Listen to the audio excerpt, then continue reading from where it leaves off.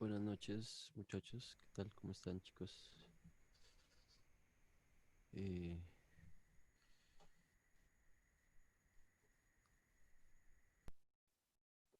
no sé si ya tuvimos la oportunidad de conocernos. Hoy nos acompaña Nicolás como monitor. Entonces él va a estar ahí recibiendo todas las preguntas e inquietudes, ¿vale? Ya va a empezar, ya van a ser las 6, muchachos. Entonces, pues nada, les voy a recomendar, por favor, la puntualidad, pero pues a los que no han llegado ni modo. Ahí ya están llegando. Nada, vamos a hacer un pequeño recorderis mientras que van llegando los demás. Voy a quitar un momento la cámara y les voy a compartir mi pantalla.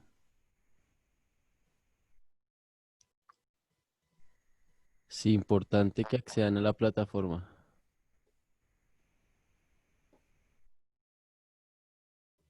Listo.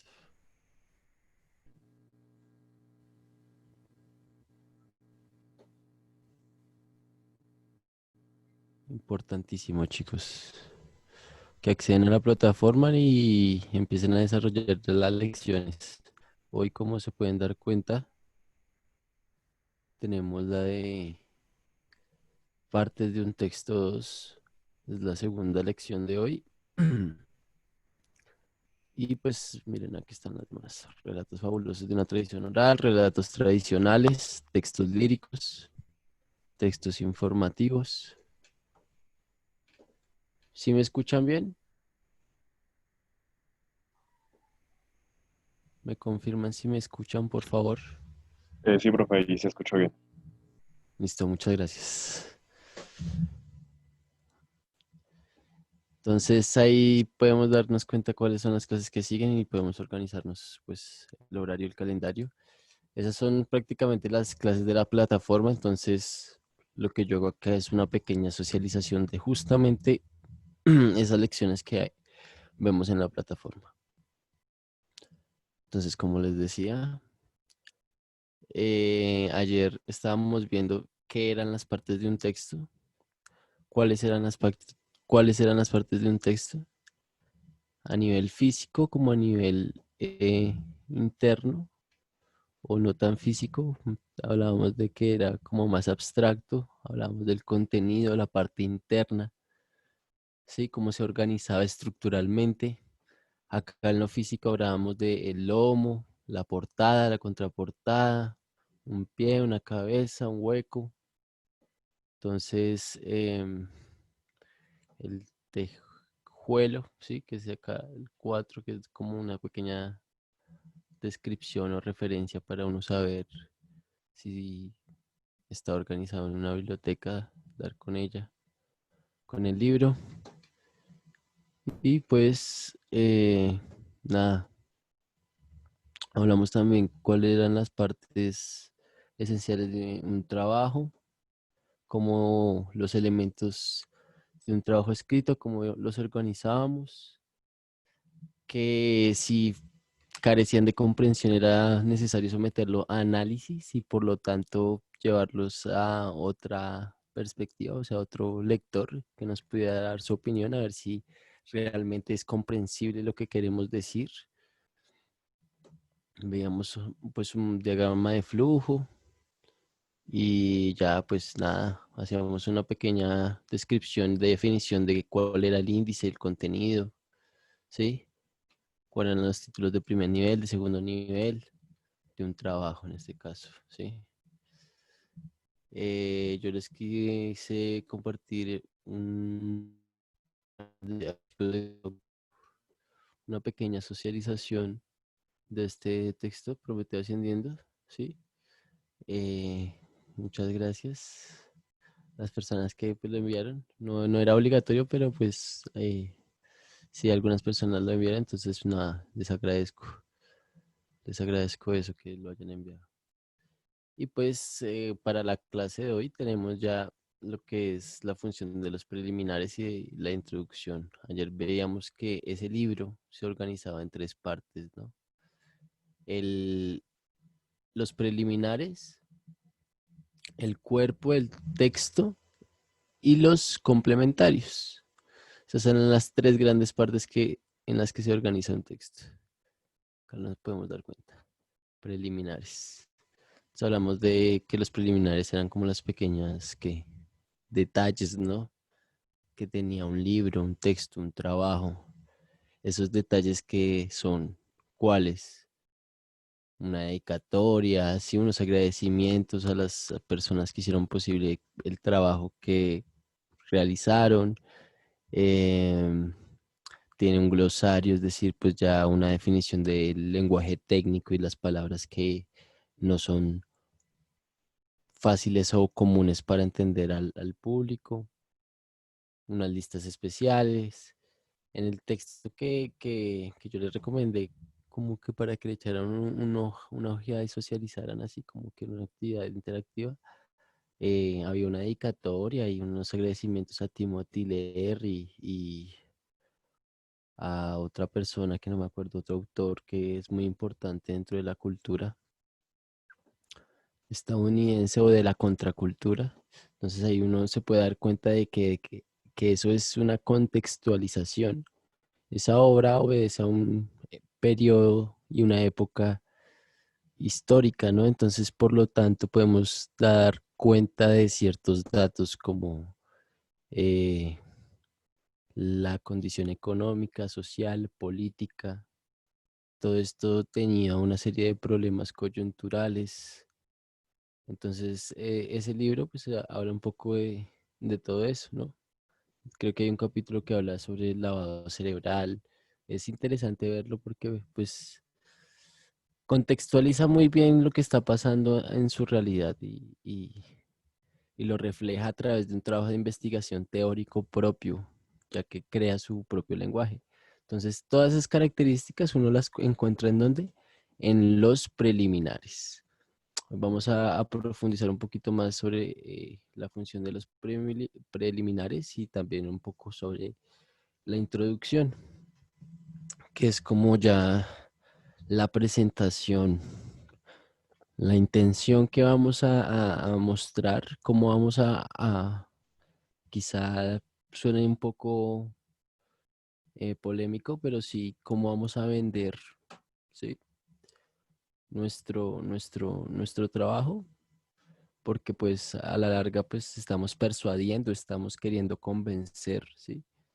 Y nuestros argumentos tienen que ser sólidos y las fuentes que vamos a consultar de lo que se llama la bibliografía tiene que ser fiable, ¿sí? No puede ser simplemente las tres opciones de internet que tengamos, o sea, las tres opciones vamos al buscador de Google y que las tres primeras que nos salen siempre son Wikipedia, monografías y otra que es como muy común y que sale. Entonces, por lo tanto, uno siempre se fía de esas fuentes y no, toca profundizar, toca cambiar de fuentes, consultar otras fuentes que sean distintas. En este caso, pues yo le recomiendo para todo lo que sea de trabajos, consultar el Google Académico. So,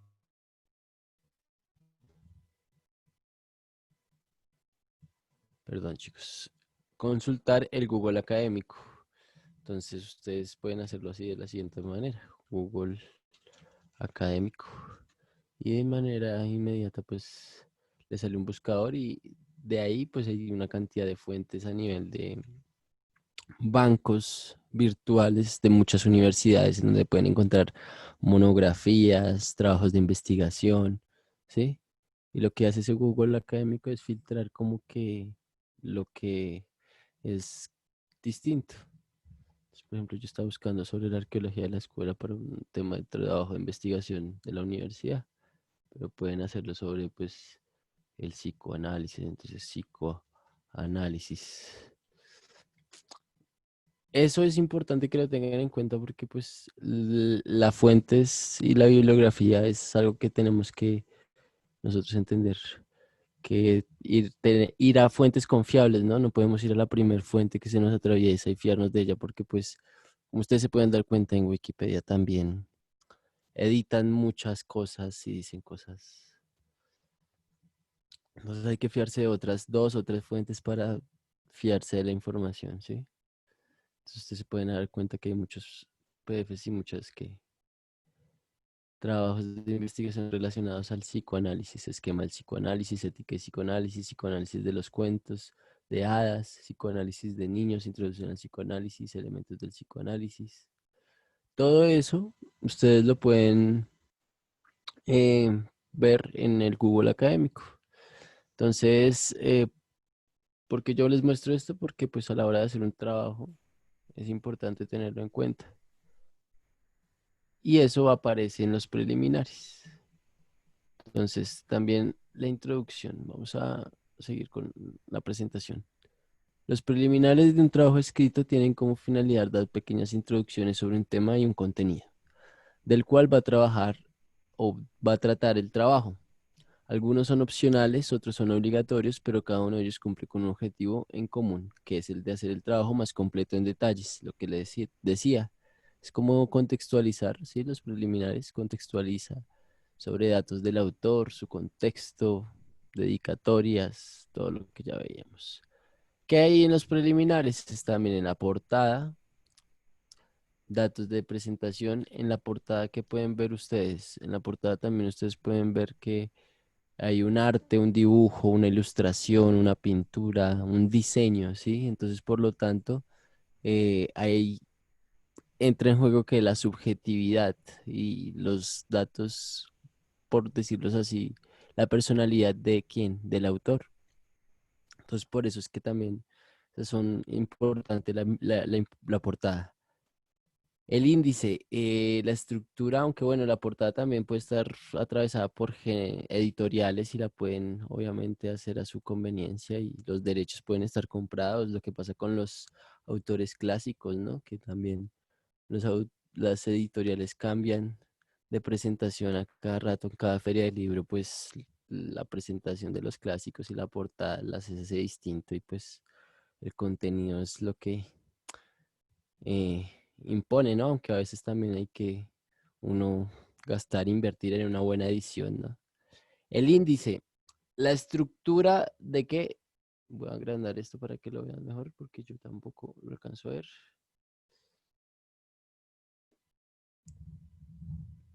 El índice es la estructura de que del contenido, ¿no? La estructura de que el trabajo se presenta. Entonces lo que veíamos ayer, que está por títulos, la dedicatoria. ¿Qué es la dedicatoria? Pues eso es algo ya opcional que se quiere o no se quiere hacer. Agradecer a quienes, a las personas o una especie de dedicación a sus seres más queridos o a las personas que hicieron posible el trabajo. Agradecimientos también es algo opcional. Si lo que les decía no es algo que sea inminente, lo que sí es inminente tenerlo presente es la portada, el índice. ¿Sí? Listas especiales también son opcionales, son anexos, tablas o figuras. Ya si ustedes hacen un trabajo de campo, pueden darse cuenta de que eh, si es un trabajo de investigación ya serio, que cumpla con unas normas, ya que tenga que haber un registro de audio, de video, fotográfico, ¿sí? Eso va en estas listas especiales, ¿no? Que van en anexos. Ahí se muestran o se dan como evidencias. Tablas, figuras, bueno, eso también puede ser como esquemas, ¿no? Que se dan en los preliminares.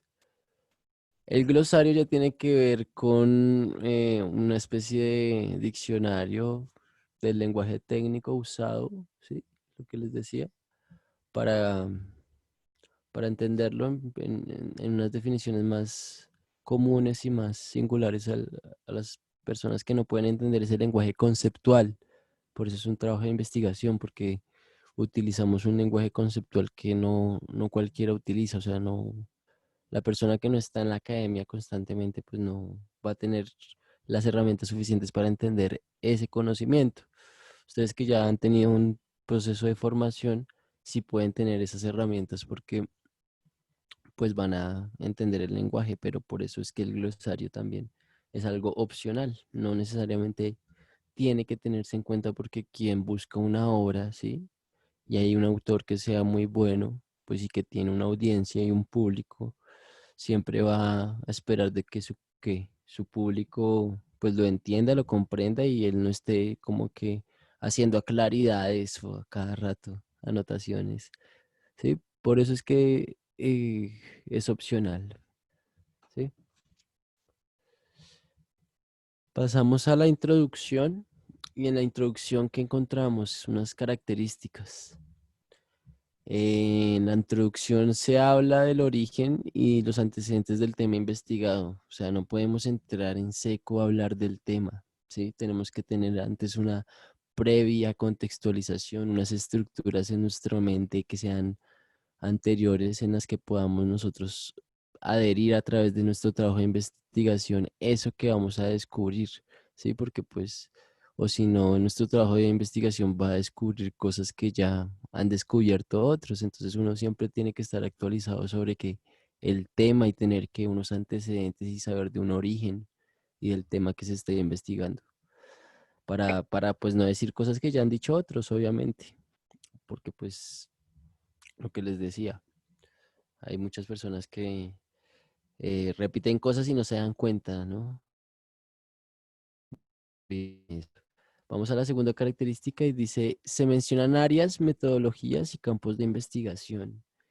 Entonces, ahí en la introducción se mencionan ya los campos disciplinarios, si ustedes quieren hablar ya desde el ámbito de la psicología, de la sociología, cuál es su interés, incluso hasta la misma física y matemática tiene todo un campo disciplinario en el que uno puede abordar muchos campos de investigación. Se da una pequeña descripción de la temática de cada capítulo. Entonces, en la introducción, ya en la tercera característica, damos como una definición, una presentación de lo que vamos a hablar capítulo por capítulo, lo que vamos a abordar, pero entonces no vamos a situar con enumeración o, ¿sí? Sino vamos a con, prácticamente decirlo en un párrafo, una descripción de cada capítulo, darle una orden o una idea de síntesis, ¿no? Entonces, en la ya cuarta eh, características podemos hablar de que se explican los objetivos del trabajo, ¿listo? Entonces ahí vamos a decir como que las intenciones que tenemos que, eh, con las que vamos a abordar el tema de investigación. Si me escuchan, si está todo bien, hasta el momento, ¿cómo van? Muy difícil, muy complicado,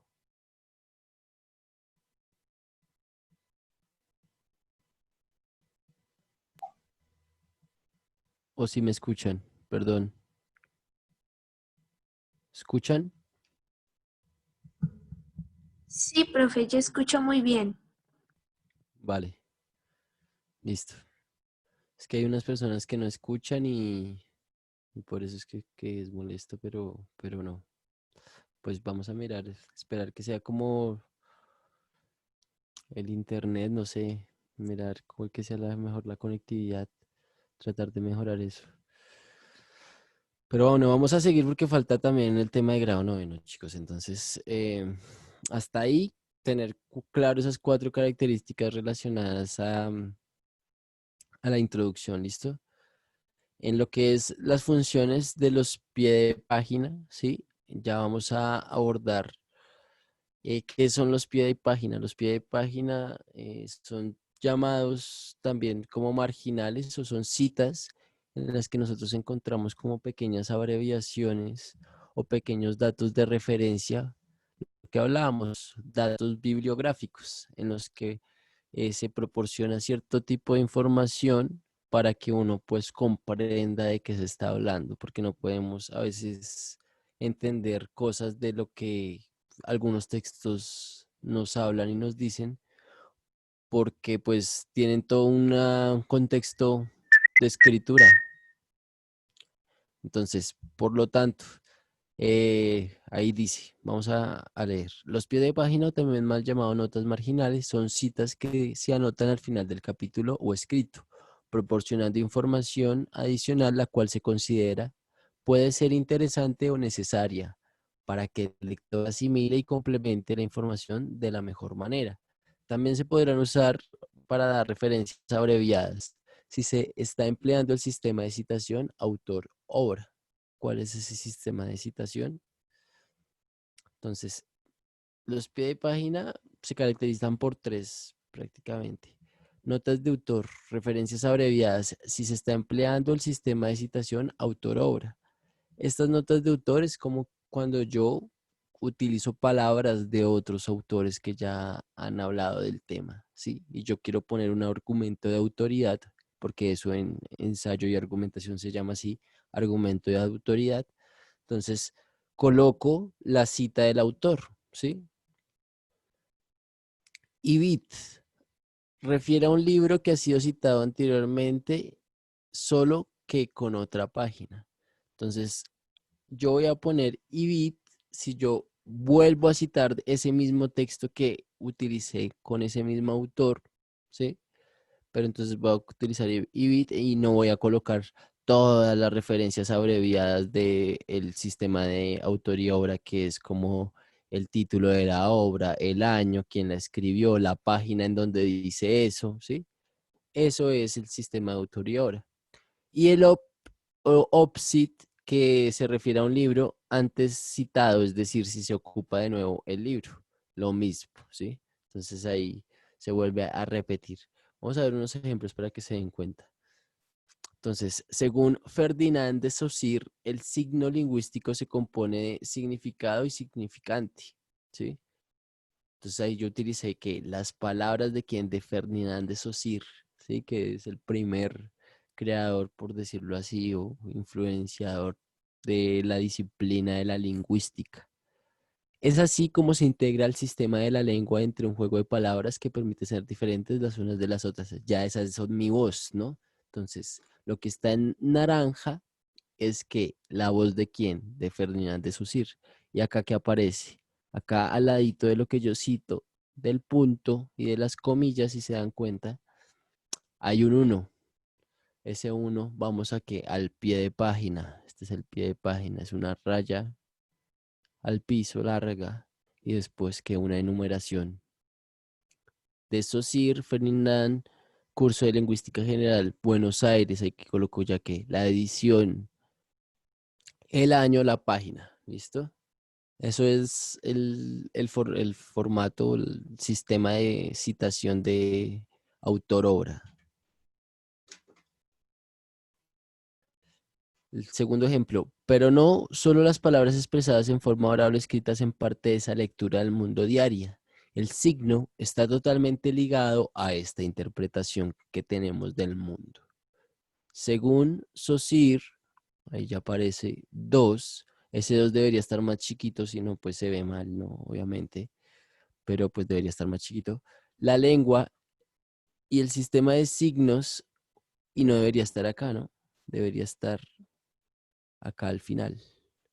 Y citado entre comillas, ahí faltan las comillas, para distinguir que la voz del autor. La lengua y el sistema de signos tienen una gran e íntima relación, pues estos, los que se adquieren incluso antes de tener vida consciente, apareciendo así el estudio semiológico de los mismos, convirtiéndose esta en la interpretación de la sociedad. ¿Listo? Entonces, ahí ya vemos que aparece, perdón, en la citación, si lo vemos acá, o sea, acá debería estar entre comillas y el 2, acá debería aparecer que Ibit, si ven, se dan cuenta, y solamente porque utiliza el mismo libro, página 91. Vamos a la síntesis y en síntesis, pues los pie de página son citas al margen que permiten aclarar información brindada en un trabajo escrito, la cual se ha tomado de otro texto. ¿Listo? Son elementos infalibles dentro de una realización de un trabajo escrito, o sea, que tienen o tienen que estar, o sea, no puedo que yo evitarlos, o sea, son obligatorios, ya que su correcta utilización sustenta la teoría, permite dar credibilidad a la investigación y evitan que la información se vea como un plagio, ¿sí? Por eso les decía, tratar de visitar no siempre las mismas fuentes. Hay otras fuentes, se las dejo pendientes, pero pues la idea es eso. Entonces, esa era la lección para grado octavo en el día de hoy, chicos. Entonces, espero pues les haya servido y gustado. Acá vamos con la lección de grado noveno.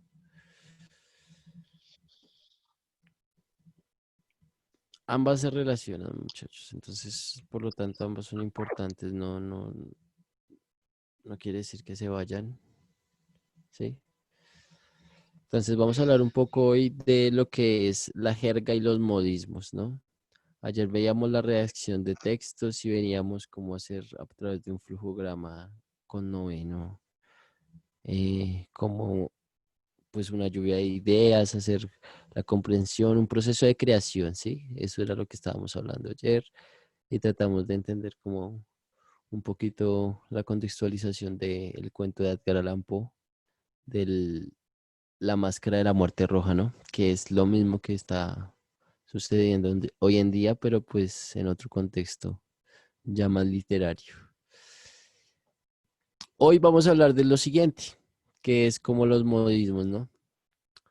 La jerga, los modismos y el dialecto. Entonces, perdón, yo voy a iniciar la presentación. Para entender un poquito estos tres conceptos tenemos que pues entender que la lengua es, o sea, el mecanismo por donde nosotros nos comunicamos, entendemos el mundo, hablamos, ¿sí? Y también interactuamos con él. Es un órgano viviente, ¿sí? Ese siempre está en constante cambio, está en constante movimiento, no es un organismo estático, a diferencia como creen algunos que las lenguas son los diccionarios, que son unos libros por allá que tienen definiciones y son algo fríos. No, la lengua es algo viviente porque con la lengua es prácticamente con la que nosotros nos comunicamos y hacemos absolutamente todo, desde eh, soñar prácticamente, porque eh, no sé, no sueño en otra lengua, no sé si es posible. Yo me imagino que sí, ya cuando uno la adapta, pero a lo que voy es que está tan implícitamente en nosotros la lengua que es algo que no podemos sacar de nosotros porque con ella es con la que entendemos, comprendemos el mundo y asimismo eh, lo representamos. ¿Listo? Entonces ahí estoy dando una doble funcionalidad, ¿sí? Una a nivel interna y otra a nivel externa, ¿sí? La interpretación, como yo interpreto mi entorno, el mundo, y eh, como la externa, como yo lo represento, ¿listo?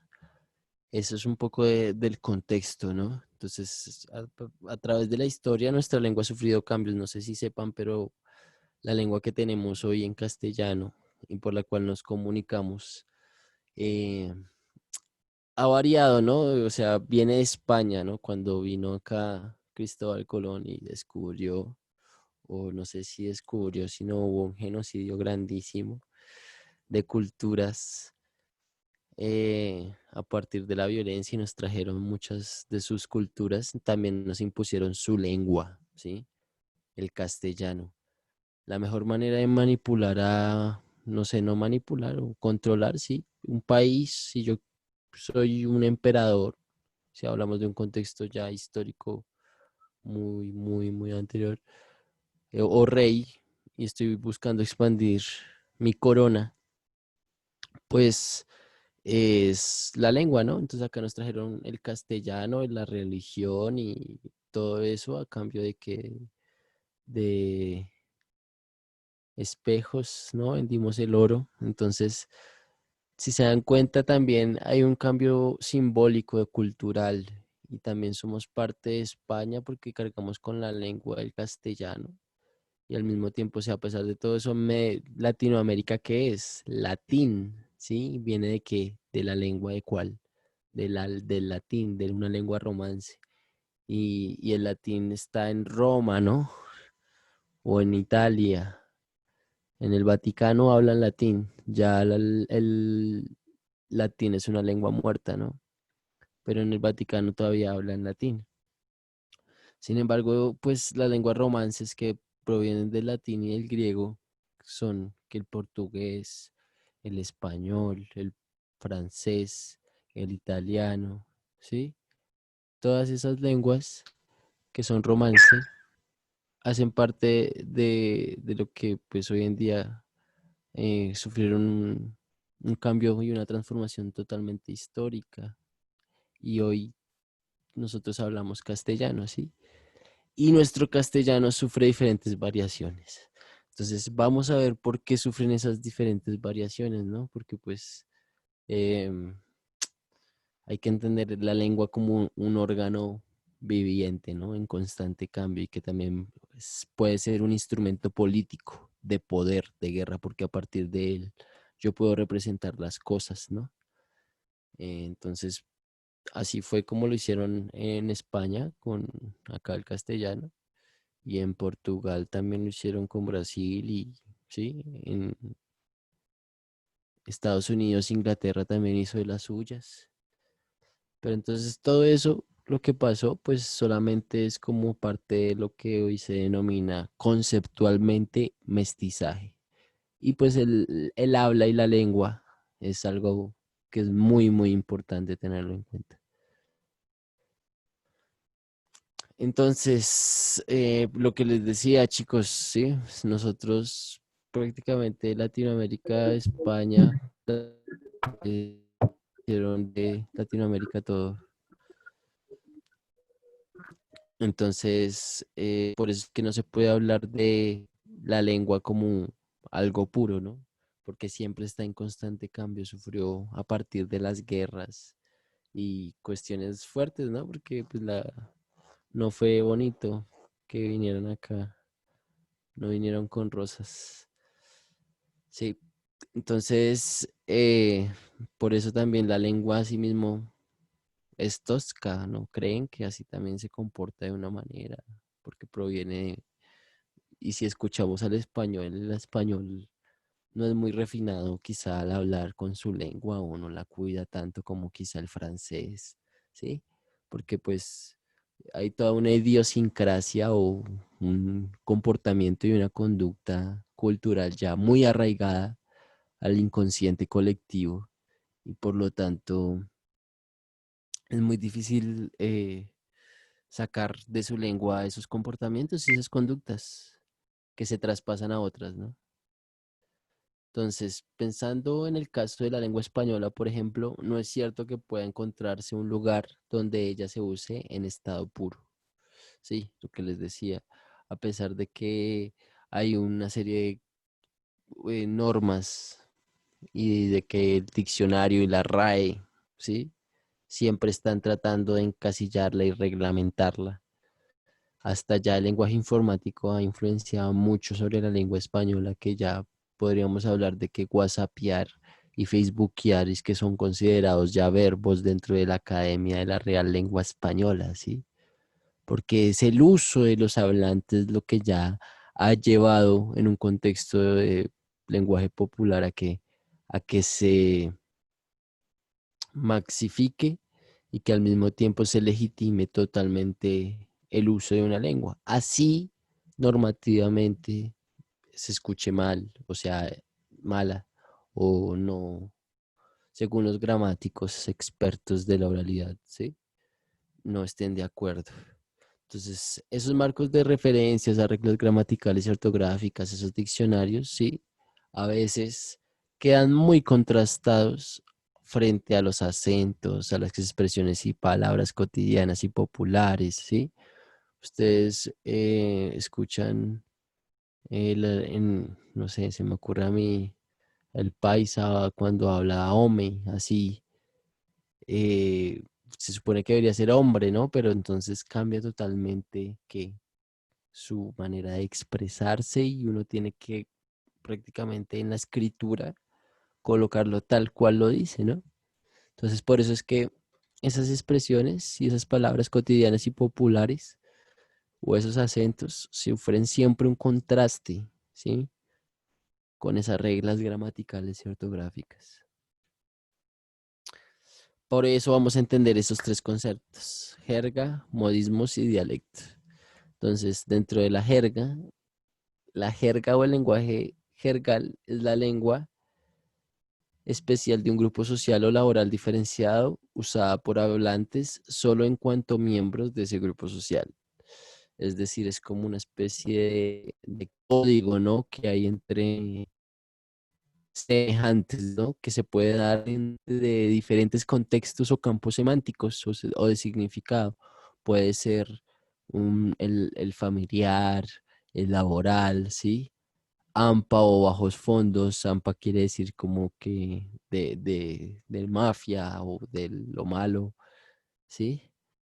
Los medios de comunicación masiva, grupos sociales en general, sí, o sea, hay un código, hay una especie de comunicación mutua que establecen quienes a veces las subculturas, incluso em, esa jerga que se manifiesta en la vestimenta a veces, ¿no? Pues yo sé que eso es algo ya más del habla de la jerga, pero pues así como pasa en la vestimenta, que hay toda una especie de código comportamental o de conducta de vestir, ¿sí?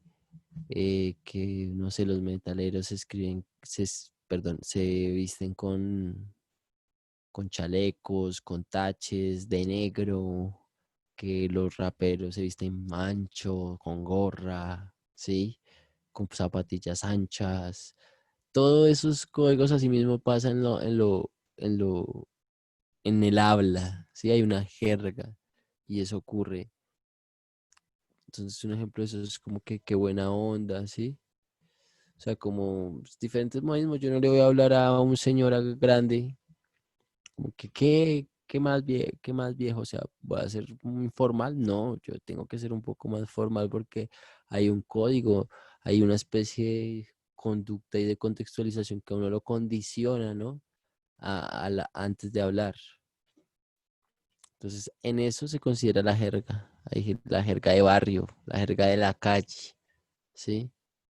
No sé, eso es muy común entre las personas.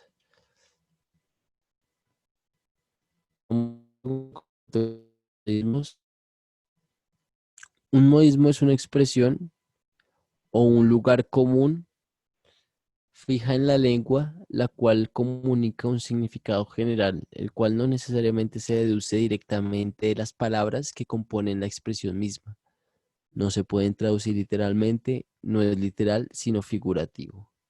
Entonces, los modismos hacen referencia como una expresión, o sea, no son propiamente refranes o dichos ya populares, sino más bien son como frases muy, muy universales que simplemente lo que hacen es comunicar un significado muy, muy general.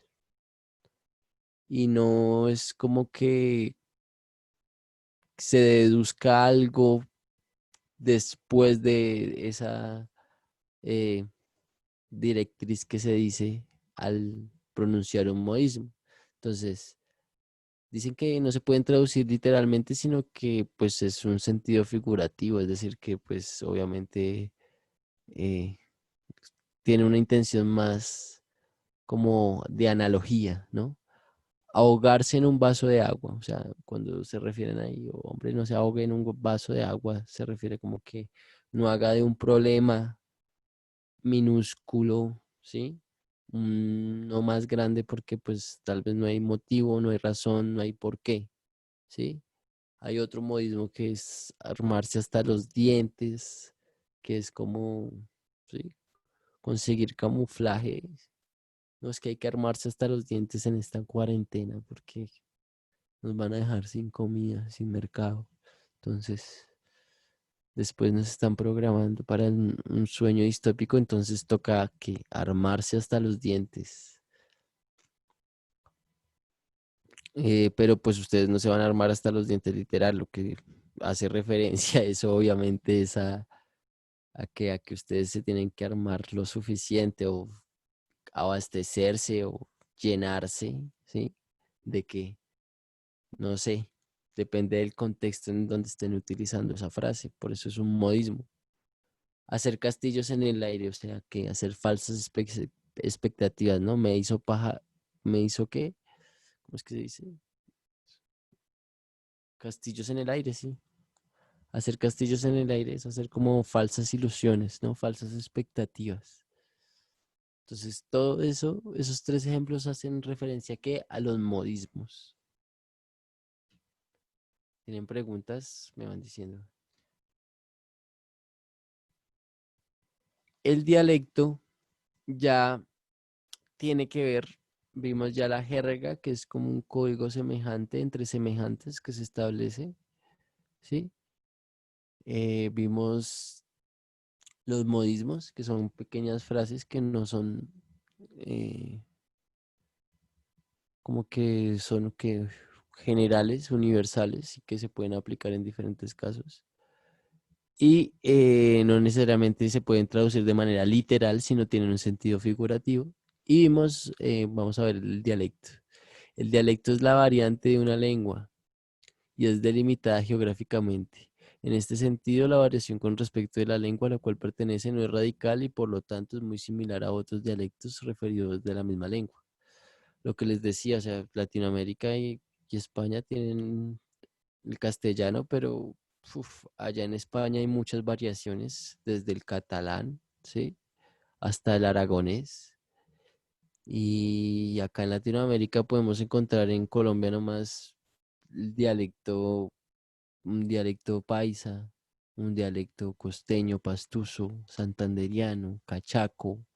Hay como no miles, pues yo creo que están contados, pero sí hay casi muchísimas variedades, pues contados legítimamente porque también hay variedades de dialecto que son también de culturas indígenas, ¿no? Dialecto chipcha, dialecto muisca, todos ellos también son importantes y son, cumplen una función en la cultura. Entonces, todos esos dialectos son como que variaciones que tiene que nuestra lengua en general, que es el castellano. Esas variaciones las vamos a entender en estos siguientes ejemplos. Aunque bueno, los siguientes ejemplos son como, no sé si ustedes han, eh, en Santander a la bolsa se le dice chuspa. No, no en Santander, perdón, en las zonas cundiboyacenses, incluso también acá en Bogotá, algunas partes, algunas personas que pertenecen a las zonas cundiboyacenses, a la bolsa o al talego, se le dice chuspa, ¿sí? También, si nos vamos a otro ejemplo ya mucho más radical, em, acá si yo digo en Santander que estoy arrecho, quiere decir que yo estoy bravo, que yo estoy furioso. Pero si yo llevo eso a un contexto más, quizá bogotano, quizá, sí, de otra índole, podemos encontrar que eso ya tiene una connotación y un significado distinto. Si ya arrecho es una caracterización y es como que está muy provocativo, muy deseativo, muy con muchas ganas, ¿no? Tiene una necesidad. Entonces, por lo tanto, eh, podemos dar cuenta de esos dos significados ahí, o sea que cambian, ¿no? Dependiendo de la zona geográfica. Para entender un poquito esto de los modismos, bueno, es que acá esta diapositiva se me pasó olvidarlas. Cabe hacer una aclaración que los modismos no son refranes. Existen tres razones que justifican la diferencia. Un refrán busca enseñar algo, dar un mensaje, el modismo no, ¿sí? Un refrán generalmente tiene rima, el modismo no. Un refrán generalmente no se conjuga. El modismo, por su parte, sí puede modificarse según la circunstancia en la que se dice, ¿sí? Al que madruga, Dios le ayuda. Juego de manos es juego de villanos, ¿sí? Y ahora, las aclaraciones del dialecto. En el dialecto es una variación de la lengua, por lo tanto contiene modismos y jergas diversas, si se dan cuenta. No es lo mismo que el dialecto también pasa que se puede dar en una clase social. Eh, el, este comediante, ¿sí? Juan Piz González, es un comediante que utiliza el habla característica de que de una clase social privilegiada, que es una clase social aparentemente pues alta, ¿no? Y habla gomelo, ¿no? Su habla es muy gomela. Tenemos el lado contrario de quien, de Hassam, que por el otro lado es totalmente distinto y habla ñero, ¿sí? Y es una clase social pues carente, no tan, o sea, carece, ¿no? Tiene problemas a nivel social y económico. Entonces, por lo tanto, hay que entender esas jergas diversas y esos modismos, hay variaciones de ellos. Una persona habla un solo dialecto, en cambio puede utilizar diversos modismos y jergas, si se dan cuenta, ¿sí? La jerga se diferencia de los dialectos porque su uso es más restringido. ¿Sí? La jerga se diferencia de los dialectos porque su uso es más restringido, es más cerrado, ¿sí? Entre pandillas, entre códigos ya familiares, muy íntimos, personales o de culturas, subculturas, es más cerrado, ¿sí? Las personas que no sean parte de ese grupo social no van a entender seguramente la jerga. Los modismos se diferencian de las jergas porque un grupo amplio de personas los usan y entienden, ¿sí? Más allá de las jergas que hablan, que les comentaba. Ejemplificación. Cada generación tiene su jerga. Está el ejemplo. Verbena, que es fiesta, ¿sí? Es rumba. Y farra, que eso ya depende del contexto. Modismos colombianos. Deje de mamar gallo, ¿sí? Pasarse por la jeta. Hay muchos modismos colombianos que uno tiene. No sé si ustedes han ido al restaurante de Antioquia, del pueblito paisa, no del pueblito paisa de Medellín, sino, no sé, es un restaurante de Antioquia que tiene varias sedes. Caso hay escritos muchos modismos del pueblo de Medellín. Es interesante verlo por ese lado. Cada región tiene su dialecto, paisa, rolo, costeño, ¿sí? Entonces, si se dan cuenta, eso es como a grandes rasgos las tres variaciones que existen dentro del habla. De hablar de un grupo social determinado se caracteriza en esencia por el uso específico de palabras. Los modismos, por su parte, son expresiones comunes fijas en la lengua cuyo significado no es literal, sino figurado. Por último, el dialecto es la variante geográficamente delimitada de una lengua. Dicha variación no es radical y presenta así similitudes evidentes con otros dialectos de la misma lengua. ¿Listo? Hay una parte de culturas y símbolos que es muy interesante verla para noveno, pero no sé si me va a alcanzar el tiempo, chicos. Hasta el momento acá hay unas preguntas.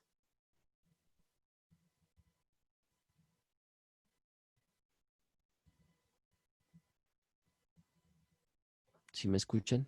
¿Sí? ¿Todo está bien?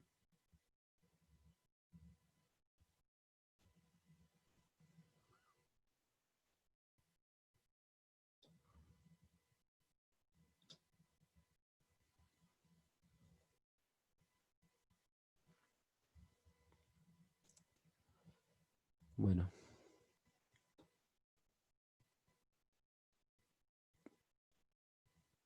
yo supongo que todo va bien y todo me escuchan. Igual ya se va a acabar la clase, por eso quería como, no sé, interactuar con ustedes, a ver si tenían dudas, preguntas sobre esos dos temas que acabamos de ver, de evidenciar, no sé, qué piensen.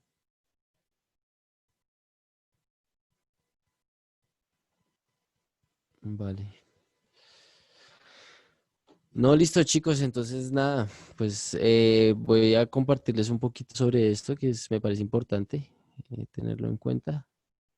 Voy a detener mi video y voy a mostrarles lo siguiente, ya para cerrar la clase.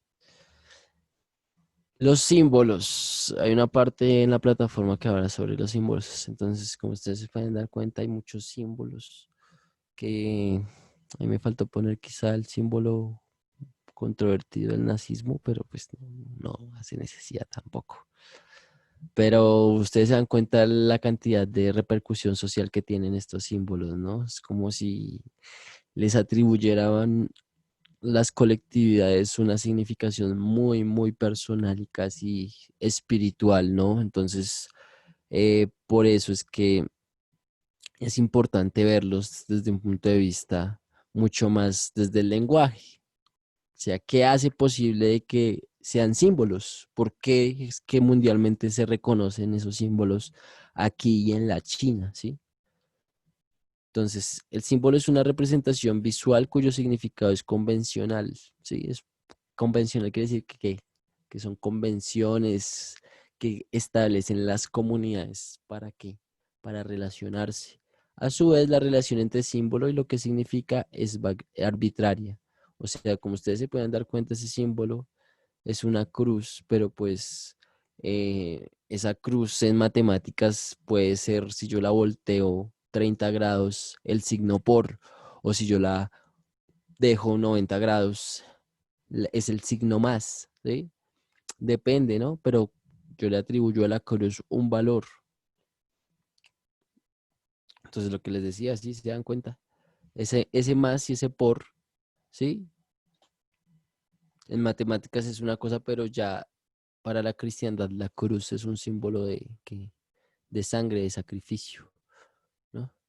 Entonces, hay que entender que para la resignificación de un símbolo se da de dos maneras, la deformación y la sustitución. En la deformación se hace una especie de transformación de esa cualidad que se comparte, ¿no? Entonces, si yo quiero comparar que el mar y el cielo es igual de azul, entonces establezco a través del azul un símbolo. Yo simbolizo que el mar y el cielo son azules, porque comparten una misma cualidad que en este caso es un color. Entonces yo deformo, ¿no? Prácticamente el color azul para darle que la cualidad en un escrito de que el azul del firmamento ya es hablar del cielo, ¿sí? O el azul de, no sé, Profe, se me ocurre. Señor. profe, qué pena lo interrumpo. Es que algunos chicos están preguntando que si hay tarea y que al parecer antes también tenían una tarea, pero no sabían cuándo entregarla ni nada de eso. Entonces, para ver si por favor les puedes aclarar eso. Listo, chicos, no, no, no. Hay una ruta, una guía de ruta que a más tardar el jueves ustedes ya tienen el conocimiento y son dos entregas, chicos, ¿no? Yo no voy a dar ya más actividades. Ayer yo tenía pues pensado pues dar actividades y todo eso, pero ustedes se complementan es con la hoja de ruta y con la plataforma. Entonces, por lo tanto, lo que tienen que tener en cuenta de aquí en adelante es la hoja de ruta que se tiene que entregar el jueves, ¿sí? Ustedes ya tienen que tener el conocimiento de esa hoja de ruta porque se tienen que hacer dos entregas. Entonces, una entrega es prácticamente a las 2 semanas y la otra entrega es a las otras 2 semanas. Como el módulo pues dura un mes, pues supongo que así serán las entregas. Sin embargo, pues yo voy a estar consultando porque pues no sé si las cosas pueden estar susceptibles de cambio y les estaría comentando, pero no, yo no les voy a dejar tarea y pues no hay que ustedes que hacer la tarea, hagan la plataforma, ¿listo? Hacen la contextualización, ven los videos, hacen el entrenamiento y la evaluación. La idea es que pues los chicos vayan haciendo ustedes la plataforma y se vayan adelantando y complementando, porque ustedes van a tener solamente la hoja la hoja de ruta de guía que son las dos entregas, que son como dos actividades planteadas ya a partir de los temas que veamos estas 2 semanas. Y esa va a ser una entrega, va a ser como un trabajito. Y otra entrega ya a final de, supongo, de módulo. ¿Listo, chicos? Entonces, yo no les voy a dejar tarea y no les voy a dejar ningún trabajo y tampoco pues les pedí ahorita la tarea de ayer, no olviden eso de tarea de ayer, a las personas que la hicieron, pues gracias. Se ve la dedicación y el apoyo porque hubo sí una persona, solo una que me envió un trabajo y se ve el esfuerzo, la dedicación, no simplemente pues que leyó y cumplió, hizo el ejercicio, entonces le agradezco. Pero no, chicos, yo no les voy a dejar tarea. La idea es que esto solamente sea como un trabajo de interacción. eh, yo a partir de la explicación que haga y de la cátedra que ustedes, pues supongo están escuchando atentamente, ustedes si se les ocurre dudas, preguntas, le hagan saber al monitor y el monitor inmediatamente me las comunica en medio de la explicación y yo empiezo a hacer las aclaraciones y a solucionar las dudas que tengan, ¿listo? Esa va a ser como la metodología, ¿listo? Y yo cualquier cosa le estoy hablando sobre la ruta, la hoja de ruta, la ruta de guía, que es que en este momento no tengo bien claro eso, pero yo tengo conocimiento de que la deben tener el jueves, ¿listo? Entonces, en este momento, pues nada, chicos, creo claro ese aspecto. No sé si tengan alguna otra inquietud o duda, ¿sí?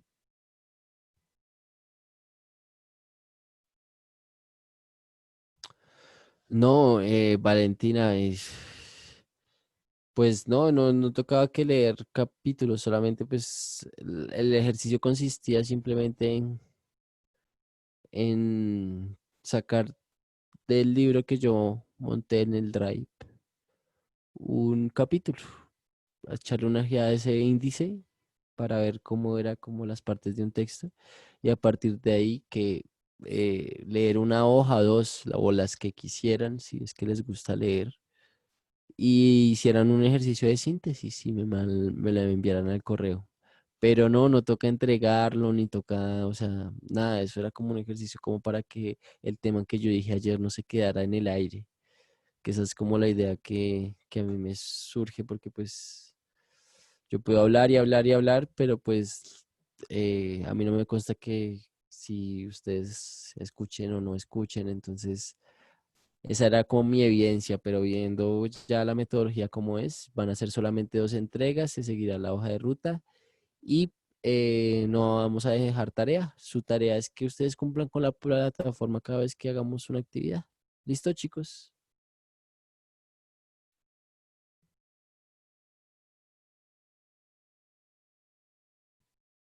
No toca solucionar nada, chicos, tranquilo, o sea, sí, me ayude a comunicar el mensaje a todos de que se va a manejar una hoja de ruta, se van a hacer dos entregas, esas dos entregas son de dos trabajos y que ustedes van a tener información de esos dos trabajos a más tardar el jueves. Esto que vendría siendo mañana.